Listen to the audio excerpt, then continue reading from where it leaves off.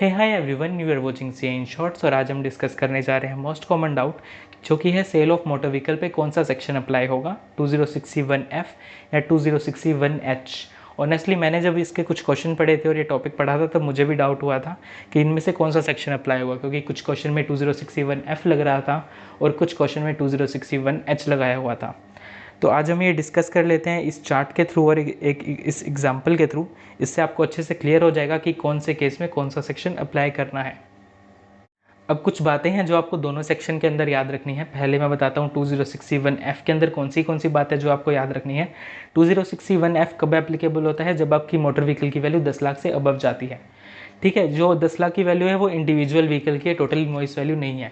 अगर एक व्हीकल मैं 10 लाख से ऊपर का खरीद रहा हूँ, दूसरा व्हीकल 10 लाख से नीचे का खरीद रहा हूँ, तो 10 लाख से ऊपर का जो व्हीकल है उस पर तो TCS कलेक्ट होगा, जो 10 लाख से नीचे का व्हीकल है उस पर TCS कलेक्ट नहीं होगा।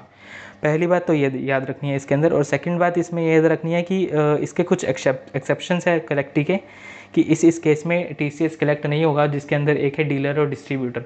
अगर एक सेलर अपने डीलर और डिस्ट्रीब्यूटर को सेल कर रहा है तो वो कभी भी टैक्स कलेक्ट नहीं करेगा।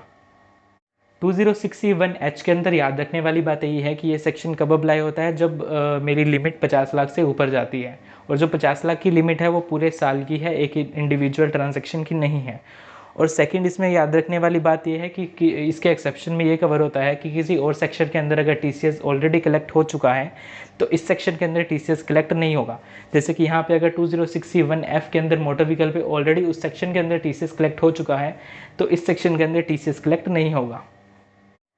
अब इस चार्ट से समझ लेते हैं कि किस केस के अंदर 2061F लगेगा और किस केस के अंदर 2061H लगेगा। तो पहले तो आती है कि डीलर और डिस्ट्रीब्यूटर।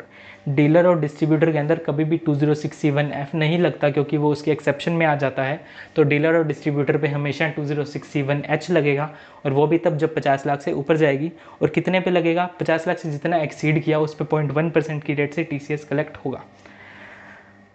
अगर अब मैं बात करूं other than dealer and distributor, तो उस केस में क्या होता है? इसमें 4 केस बनेंगे।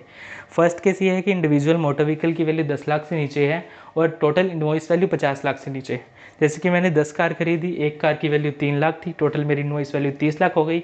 तो दोनों ही सेक्शन की लिमिट एक्सीड नहीं हुई, इंडिविजुअल व्हीकल की वैल्यू 10 लाख से नीचे है और टोटल इनवॉइस वैल्यू भी 50 लाख से नीचे है, तो दोनों ही सेक्शन अप्लाई नहीं होंगे। इस केस में कोई भी TCS कलेक्ट नहीं होगा। अब सेकंड केस क्या होगा कि इंडिविजुअल मोटर व्हीकल की वैल्यू तो मेरी 10 लाख से एक्सीड कर गई, पर टोटल इनवॉइस वैल्यू मेरी 50 लाख से नीचे रह गई। जैसे कि मैंने एक कार खरीदी 20 लाख की, तो मेरी इंडिविजुअल मोटर व्हीकल की वैल्यू 10 लाख से एक्सीड कर गई है इसके अंदर, पर टोटल इनवॉइस वैल्यू मेरी 20 लाख की बनी, जो कि 50 लाख से बिलो है। तो इसके अंदर 2061F के अंदर TCS कलेक्ट होगा, जो कि 1% की रेट से होगा। तो 20 लाख के ऊपर 1% 20,000 रुपये TCS कलेक्ट हो जाएगा। थर्ड केस में क्या है कि इंडिविजुअल मोटर व्हीकल की वैल्यू तो 10 लाख से बिलो है, पर मेरी टोटल इनवॉइस वैल्यू 50 लाख से एक्सीड कर गई। जैसे मैंने 10 कार खरीदी, 6 लाख की एक कार थी, तो टोटल इनवॉइस वैल्यू मेरी 60 लाख हो गई है, जो कि मेरी 50 लाख से एक्सीड कर गई, पर इंडिविजुअल मोटर व्हीकल की वैल्यू 10 लाख से बिलो है।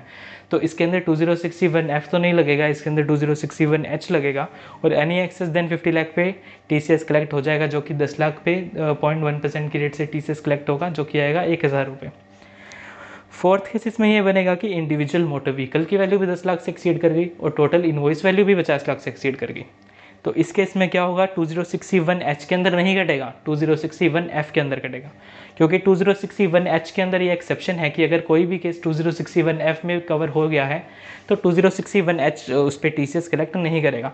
तो इसके अंदर 2061F में 1% की रेट से TCS कलेक्ट हो जाएगा।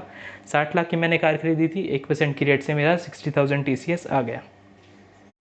आई होप चार्ट से तो आपको अच्छे से क्लियर हो चुका होगा। अब एक एग्जांपल ले लेता हूँ, सारे केसेस के अंदर कंबाइन हो जाएंगे। इस एग्जांपल से आपको और क्लियरिटी आ जाएगी। जैसे कि 30 अक्टूबर को कुछ ट्रांजैक्शन हुई, 2 ट्रांजैक्शन हुई। पहले तो एक किया जयंती किया है लाजपत नगर में, और एक मिस्टर शुभम है जो दोनों किया शोरूम पे गए और उन्होंने 2 कार खरीदी। जयंती किया ने किया सोनेट खरीदी 6.79 लाख की और किया कार्निवल खरीदी 24.95 लाख की। अब इनवॉइस वैल्यू में देखूँ तो दोनों को क्लब करके तो 50 लाख से नीचे है, तो 2061H नहीं लगेगा और 2061F भी नहीं लगेगा, क्योंकि वो स्पेसिफिकली एक्सक्लूड करता है डीलर और डिस्ट्रीब्यूटर के साथ अपनी ट्रांजैक्शन को। अब सेकंड केस में क्या हुआ, मिस्टर शुभम गए शोरूम पे, उन्होंने भी वही 2 कार खरीदी, किया सोनेट और किया कार्निवल। किया सोनेट की वैल्यू 6.79 है और किया कार्निवल की वैल्यू 24.95 लाख है। तो किया सोनेट की वैल्यू 10 लाख से नीचे है तो उस पर किसी भी सेक्शन के अंदर टीसीएस कलेक्ट नहीं होगा, और किया कार्निवल की वैल्यू 10 लाख से अबव है तो उसके अंदर 2061F के अंदर टीसीएस कलेक्ट होगा। आपको पहले देखना ये है कि अगर F के अंदर केस कवर हो रहा है तो वो F के अंदर ही होगा, H के अंदर नहीं जाएगा। तो इसमें किया कार्निवल पे टीसीएस कलेक्ट हो जाएगा 24,95,000 पे 0.75% की रेट से, क्योंकि ये कोविड पीरियड का टाइम है। हमने 2061F में पढ़ा था कि अगर कोविड पीरियड की सेल हो तो रेट 1% की जगह 0.75% हो जाएगा। तो इसके अंदर उस रेट से टीसीएस कलेक्ट होगा। अब 31 दिसंबर आ चुकी है और किया की 3 ट्रांजैक्शन हुई इस डेट को। एक तो जयंती किया गया कार लेने के लिए, एक मिस्टर शुभम गए कार लेने के लिए, और एक मिस सीता कुमारी गई कार लेने के लिए। तो पहले जयंती किया ने फिर से वही दोनों कार खरीदी, किया सोनेट और किया कार्निवल। तो डीलर और डिस्ट्रीब्यूटर है वो इस पर 2061F तो कभी भी नहीं लगेगा, इस पे लगेगा तो 2061H ही लगेगा। अगर मैं टोटल वैल्यू देखूं अब की मिला के और पहले की जो मेरी ट्रांजैक्शन थी 30 अक्टूबर की मिला के, तो टोटल वैल्यू मेरी हो चुकी है 63.48 लाख, जो कि 50 लाख से एक्सीड कर चुकी है। हम 2061H में क्या देखते हैं, पूरे साल की ट्रांजैक्शन देखते हैं, इंडिविजुअल ट्रांजैक्शन नहीं देखते, ठीक है। तो इसके अंदर 63.48 लाख ट्रांजैक्शन की वैल्यू हो चुकी है। 50 लाख तक एग्जाम्प्ट है, 50 लाख से जितना ऊपर गया जो कि 13,48,000 है, उस पर मेरा 2061H में टीसीएस कलेक्ट हो जाएगा। अब मिस्टर शुभम गए कार लेने के लिए, उन्होंने फिर से वही दोनों कार खरीदी, किया सोनेट और किया कार्निवल।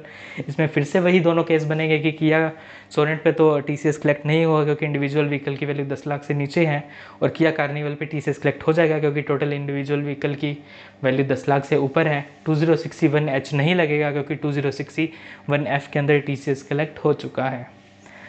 अब मिस सीता कुमारी गई, उन्होंने क्या किया, उन्होंने 10 किया सोनेट खरीदी जिसकी टोटल वैल्यू थी 67.90 लाख। उन्होंने 10 कार खरीदी है तो उनको 5 लाख का डिस्काउंट मिल गया, तो टोटल इनवॉइस वैल्यू आ गई 62.90 लाख।